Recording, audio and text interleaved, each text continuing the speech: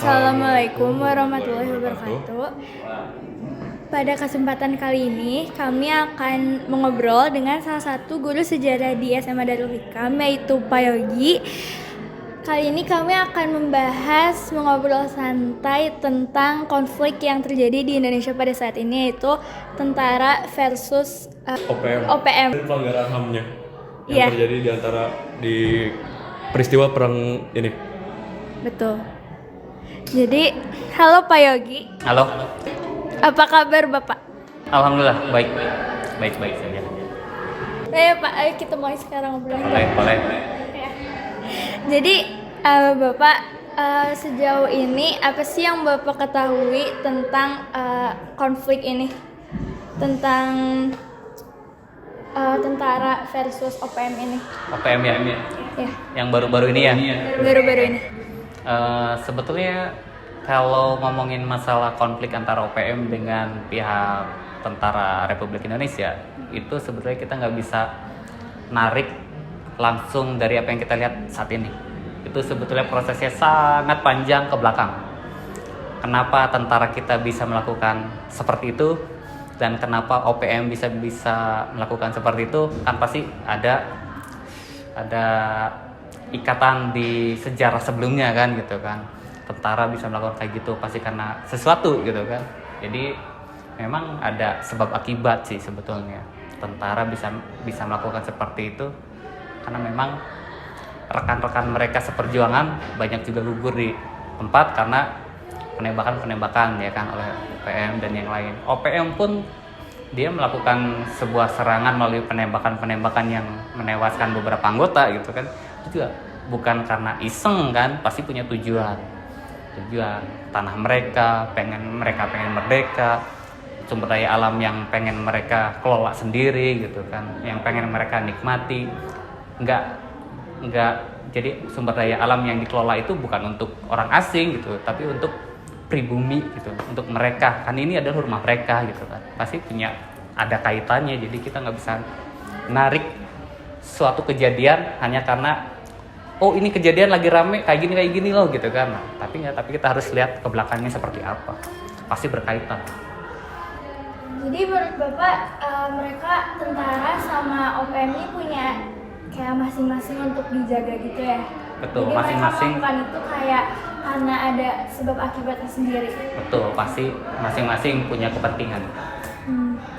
Terus kan kasus ini tuh saking maraknya, dia tuh sampai kan ke masyarakat gitu, kayak beberapa waktu lalu aku lihat postingan di Twitter baik banget, tapi ngebedain kayak point of view tentara sama point of view OPM gitu. Nah, jadi kan aku bingung ya, sebagai masyarakat bingung. Nah, menurut Bapak gimana sih kita bisa mencerna itu, dan menurut Bapak tuh kayak penting gak sih konflik ini tuh buat diketahui sama masyarakat sini sampai di luar sana? Kalau menurut saya sendiri, konflik ini sebetulnya penting untuk diketahui kita semua. Kenapa? Karena seperti yang kita ketahui, yang namanya bagian negara kita, NKRI itu adalah Papua juga termasuk negara kita. Tapi kalau dilihat dari tujuan OPM bergerak gitu kan, mereka bertujuan melepaskan diri. Jelas akan bentrok dengan aturan-aturan atau undang-undang yang kita miliki kan. Nah, artinya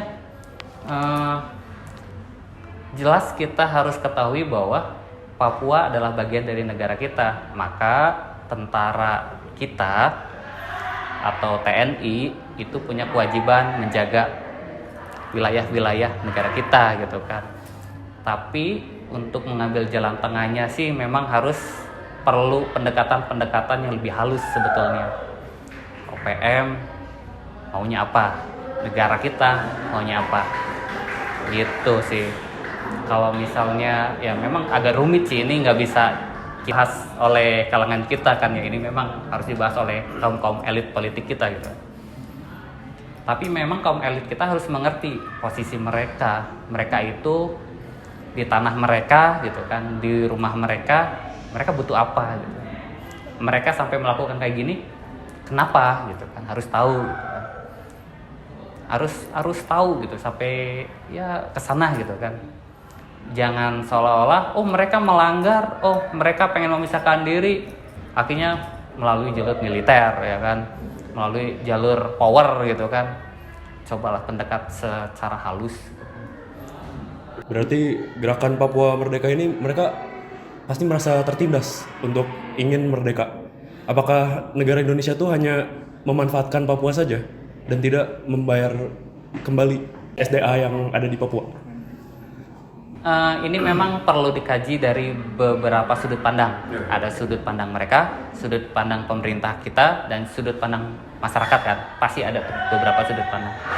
Dari sudut pandang mereka pasti akan merasa demikian, merasa terancam, merasa tertindas. Mereka di rumah sendiri tapi seperti ini gitu kan, sumber daya alam dikeruk, pasti merasa seperti itu kan. Untuk pemerintah kita mau bisa apa gitu kan, ketika sumber daya alam di Papua dieksploitasi, dikeruk, diolah, Indonesia kebagian berapa persen? Bentrok atau mentok dengan aturan undang-undang internasional, berapa persen coba kebagiannya gitu kan. Wajar saja kalau misalnya OPM bergerak dan marah mengenai freeport mereka yang diambil gitu, mas-mas mereka yang diambil. Kalau pemerintah aja cuma sebagian persen, apalagi lokal gitu kan. Sebagian besarnya kemana? Perusahaan-perusahaan yang lola di sana. Jadi memang sepertinya kita butuh pemimpin yang berani untuk mengatasi kontrak kerja antara perusahaan ini. Emangkah gitu tenaga kerja kita tidak semampu itu untuk mengelola sumber daya alam di sana? Kalau memang iya, silakan pilih pemuda-pemuda terbaik, didik untuk bisa mengelola di sana.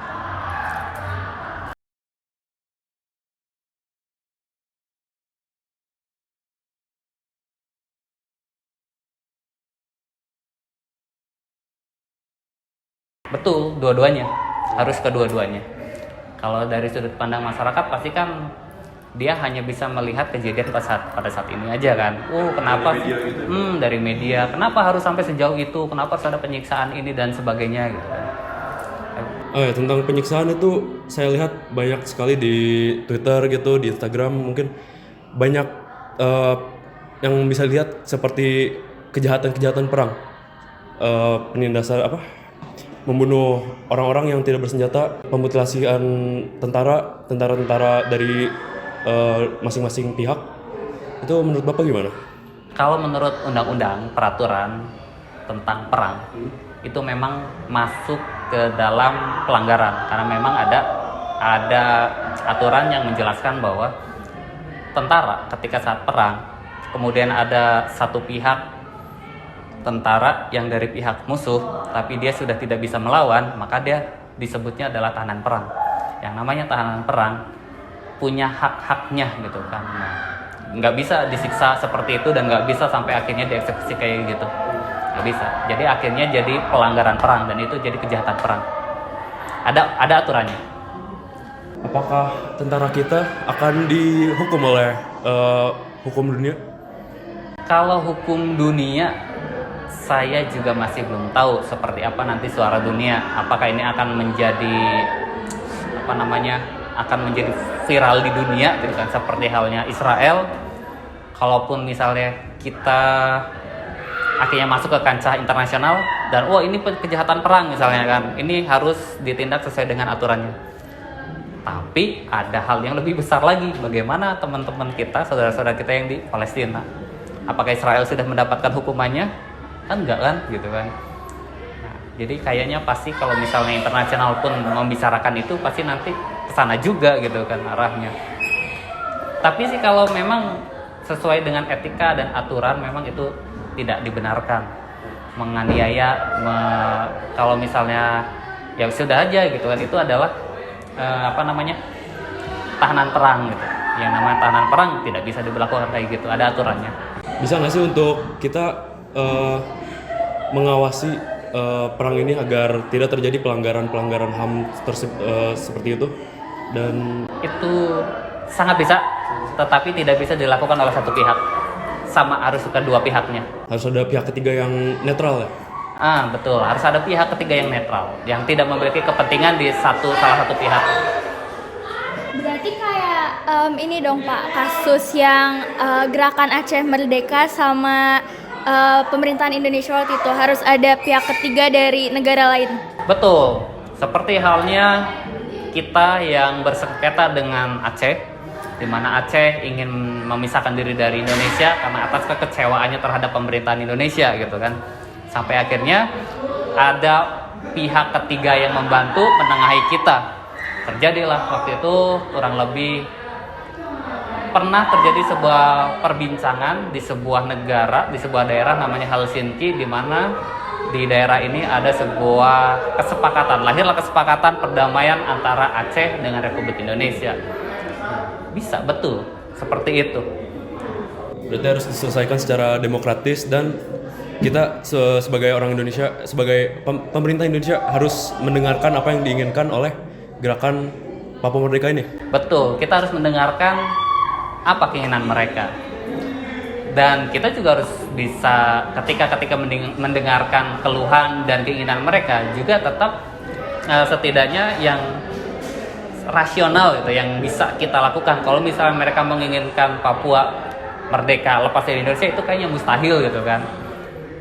Ya, mudah-mudahan negara kita punya solusi jalan tengahnya. Apakah pemberian daerah istimewa yang seperti dilakukan di Aceh akan bisa dilakukan di Papua mungkin? Itu kemungkinannya bisa seperti itu.